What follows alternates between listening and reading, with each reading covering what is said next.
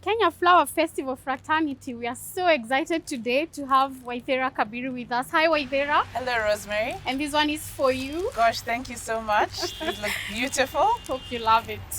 Thank you so much. You're welcome. So, Waithera, we are so excited to have you here. Waithera Kabiru is a very phenomenal woman. And apart from the fact that she's the manager for the media and futures at East African breweries, she has other things that she's doing to impact the society. And Waithera is also a breast cancer survivor. And as you would know, that Kenya Flower Festival last year, our theme was actually Bloom in Bravery.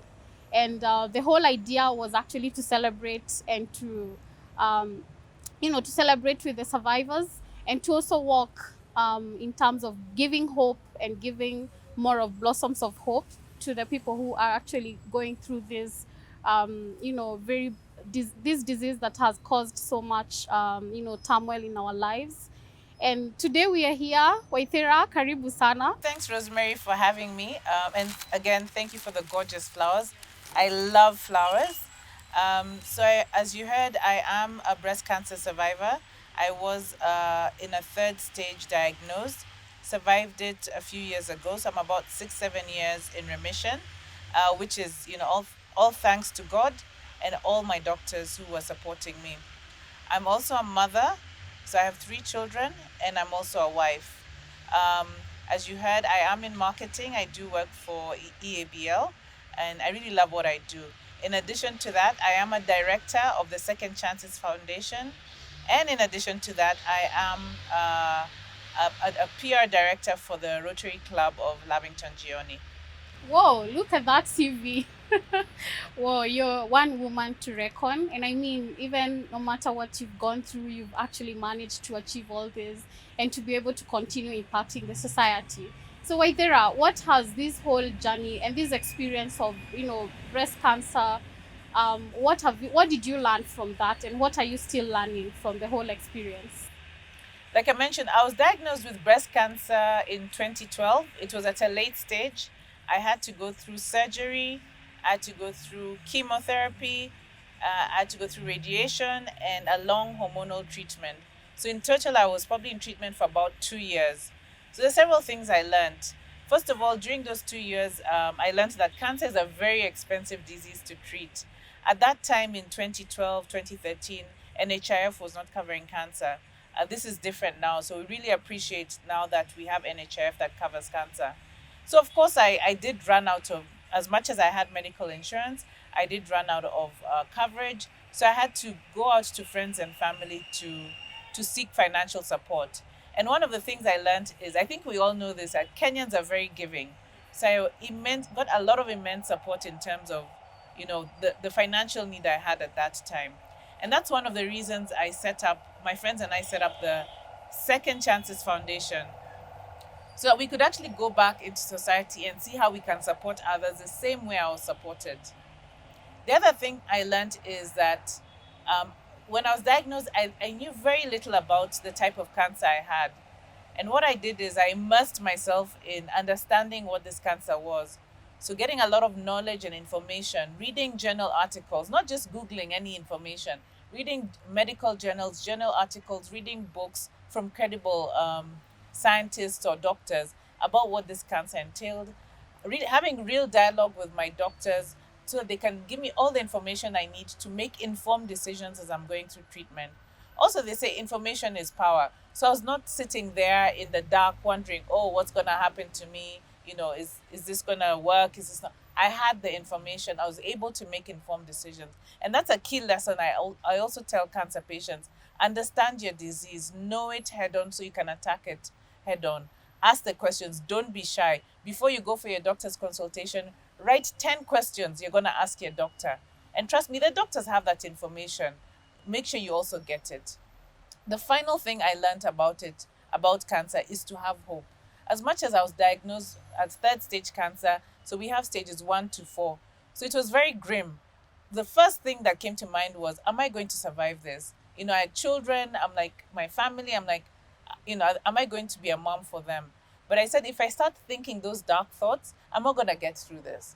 So I was super optimistic and said, I'm going to go through this. So it's to have hope. So for me, it was spiritual. So meditating, praying, having people pray for me, whatever it is for you, bring out your spirituality and have hope. Being optimistic also, I honestly believe helps with your treatment, because if you're going negatively, it somehow affects your energy. And I'm a big believer of positive energy. I practice yoga. If you have an optimistic outlook, I sincerely believe it also affects your outcomes in terms of your body healing. So those are the three main lessons I learned through, the last 6 7 years of going through this. Whoa, thank you, Waithera. And one of the things that you've mentioned, positivity is everything. Yeah. And Waithera, look at you. You're looking so beautiful. And Thank I you. think anybody who would actually come and ask you, you're actually a survivor, they wouldn't probably believe because of what we've seen in the media, and I think positive energy also helps. And I think adding that into your ingredients of, going through your life every day. And we are so excited. We celebrate you today as a message of hope and a symbol of hope to everybody who would be suffering somewhere. And we thank God that you mentioned about Kenyans being giving, and that's something that we pride ourselves in. We are very warm. We have a very warm culture here in Kenya. Yes. And what are you doing to impact the society in terms of maybe reaching out? And you've mentioned Second Chances of Foundation. What are you doing, and how are you impacting the society with that? So first and foremost, I believe uh, things happen to people for a reason. So I believe I got cancer for a reason. God wanted to work through me. And what has come out of that is, like I mentioned, my friends and I formed the Second Chances Foundation about 5 or 6 years ago. And we use it as a platform to educate, for advocacy, and to support other cancer patients. So what we do is, in our own small way, um, I personally talk to cancer patients. I do my own counseling with them, but we also work with our other doctors in the network who refer to us patients who are having a financial need. And the financial need could be um, they just don't have enough money to buy food and they're going through treatment, or maybe they just don't even have transport to go to hospital, or maybe even they just can't pay their annual NHIF fee, which is just 6,000 shillings. But for a lot of families or cancer patients, they can't do any of those three. So we try and see how can we support them in our small way. So we do an annual fundraising event and use whatever funds we collect to support those patients.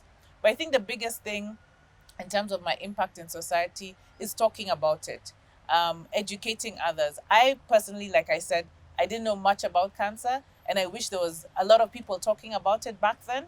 And that's what we do. Let's talk about it on social media. We're here talking about it, and just so that there's all these stigmas associated, or misinformation or myths, are we're discussing them, and we're getting the truth and the knowledge that could help somebody with cancer.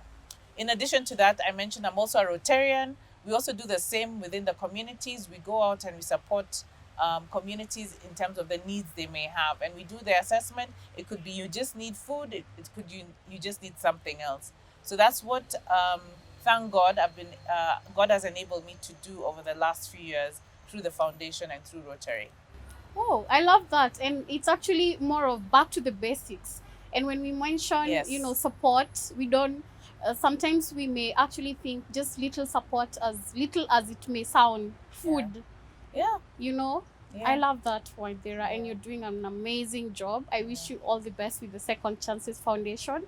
And anybody out there who would love to support Second Chances, you can do so. I know we've included the pay bill number on the screen, and I hope you'll be Yes. able to reach out to Waithera. Yeah. So right now we're doing a food drive. So we're doing packages of just 1,500 that can feed a family of four for 1 week. If you'd like to contribute, just send into the pay bill number with your name so that we can also reach out to you and thank you. We're always looking for volunteers. It's a lot of work. Everybody in the foundation that I work in, they're volunteering their time. We all have our full-time jobs or employment. So we're always looking for volunteers to help us to do outreach or to just raise awareness, even if it's by social media, or to help us with fundraising. So any help we can get, we look forward to it, and the contacts will be shared. Thank you so much, Waithera, for joining us today and for sharing a very amazing story. You're a phenomenal woman, and continue doing what you're doing to, to support Kenyans and Kenya Flower Festival fraternity. We are always happy to receive such stories, and of course, sharing flowers of hope with you. And until next time, it's a bye-bye from us.